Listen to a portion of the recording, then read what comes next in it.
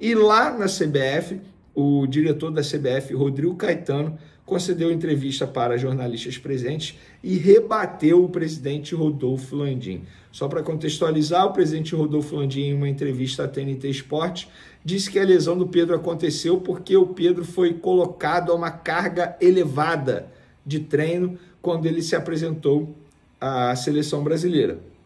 Ele se machucou pela seleção brasileira. E aí o Rodrigo Caetano disse o seguinte, abre aspas, não estou aqui para fazer uma análise de nenhuma declaração a respeito disso. Posso dizer que tem grandes profissionais aqui da CBF que já estão há muito tempo, são permanentes da casa e realizam esse trabalho ao longo de todos esses anos. Não somente com essa comissão técnica. Esse controle de carga existe, tivemos todo o cuidado do mundo. Agora, a análise se foi ou não foi, não vou entrar nesse debate. A gente sempre gera todo e qualquer tipo de relatório, não só para o Flamengo, Atlético Mineiro, para todos os clubes, de tudo que os atletas fazem desde o primeiro dia que chegou aqui. Obviamente foram respeitados, na nossa visão, todos esses protocolos. O Rodrigo Caetano também explicou que todos os clubes recebem um relatório de todos os trabalhos feitos com os seus jogadores convocados na seleção, garantiu que a CBF fez tudo que podia e tratou a grave lesão de Pedro, que o afastará dos gramados por cerca de 8 meses como uma fatalidade. Abre aspas para Rodrigo Caetano. Infelizmente foi um acidente, uma fatalidade. Era o segundo dia de treinamento. O primeiro foi recovery, que é o descanso. Mesmo antes de iniciar o treinamento, infelizmente teve esse acidente que o tirou da temporada, o que a gente lamenta. A CBF fez o que precisava ser feito. Deu toda a condição e fez o investimento necessário para que ele retornasse o mais rapidamente possível ao Rio de Janeiro para que iniciasse o treinamento, pudesse ter a intervenção cirúrgica. Agora nos resta acompanhar e apoiá-lo, porque o Flamengo tem grandes profissionais e vai conduzir muito bem a recuperação dele. Na boa, o Rodolfo Landim errou. A verdade é essa. Por mais que ele tenha essa informação, e acredito que alguém tenha falado isso para ele, alguém do próprio Flamengo tenha falado isso para ele, mas ele não pode dizer isso publicamente sem ter uma prova. Que prova ele tem para dizer que o Pedro foi colocado a uma carga elevada de treino? E, de fato, foi uma fatalidade. Ele se machucou sozinho, gente, durante o aquecimento, virou o joelho e acabou sofrendo a lesão. Dito isso, vamos para o próximo assunto. O próximo assunto é sobre Tite. Antes de mais nada, ontem eu encerrei minha live pós-jogo para poder acompanhar a coletiva do Tite. E na boa, eu não sei nem mais porque eu acompanho. Mentira, eu sei porque eu acompanho, porque faz parte do meu trabalho. Eu tenho que ouvir o que o treinador falou após os jogos para poder fazer uma análise em cima das atuações do Flamengo. E as coletivas do Tite são extremamente chatas, a verdade é essa. E ele não tem nenhuma autocrítica. Inclusive, ontem, quando ele foi questionado por porquê de ter deixado o Léo Ortiz no banco e ter iniciado com o Pulgar, eu nem acho que o Léo Ortiz teria que começar na vaga do Pulgar. Acho que teria que ter começado na vaga do De La Cruz. E eu falei isso antes do jogo, não é uma engenharia de obra pronta, pelo contrário, eu achava que o De La Cruz tinha que ficar no banco de reserva para entrar no segundo tempo na vaga do Arrascaeta, porque eram dois jogadores que estavam muito mal fisicamente, e a gente pôde ver isso em campo, mas o Tite foi questionado. Por que deixar o Léo Ortiz no banco e começar com o Pulgar? Olha a resposta dele, abre aspas. Todas as possibilidades que são aventadas agora, ele adora falar a palavra difícil. Gente, ele esquece que ele está falando para a torcida, não é para o jornalista. Mas vamos lá. Todas as possibilidades que são aventadas agora, fora do que aconteceu, vão ter razão. Todas são, poderia ser melhor.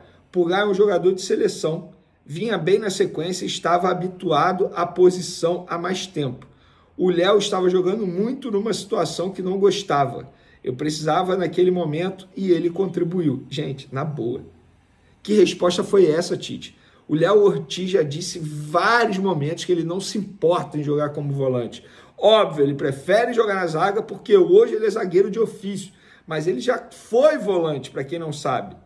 Inclusive na categoria de base, sub-20, ele era volante. Tanto é que ele tem uma saída de bola muito boa, um passe muito aprimorado. Não tem nenhum problema para o Léo Ortiz jogar como volante. E essa resposta dizendo que Pulgar é jogador de seleção, e daí? Ele pode ser seleção que for, mas ele não vive um bom momento. E o Léo Ortiz era o melhor jogador do meio de campo. Ele não poderia ter tirado o Léo Ortiz do time. Tanto é que o Léo Ortiz entrou no segundo tempo, o meio de campo do Flamengo melhorou. Então, essa resposta, com todo respeito, Tite, eu não concordo com essa resposta. Isso aí foi muito mais para jogar, para gestão de grupo. A verdade é essa. Para dar um carinho em Pulgar, que fez uma péssima partida, diga-se de sinal aí. Ele fez uma péssima partida, inclusive errando o passe que originou o gol do Peñarol, mas eu não acho que tenha sido culpa exclusivamente do Pulgar, não. Eu acho que foi um erro coletivo no gol do Peñarol. Varela estava perdidinho, Fabrício Bruno não acompanhou, Léo Pereira não acompanhou, Alexandre não acompanhou. Então foi erro geral. Para finalizar, uma segunda declaração do Tite aqui, que ele disse o seguinte: o Flamengo vai criar metade das oportunidades que criou hoje lá no Uruguai e vai fazer o gol. Você pode me cobrar, ele disse para o jornalista. Tite, como é que você chama essa responsabilidade? Futebol, eu sei. Eu acho que o Flamengo pode chegar lá, pode ganhar, é claro.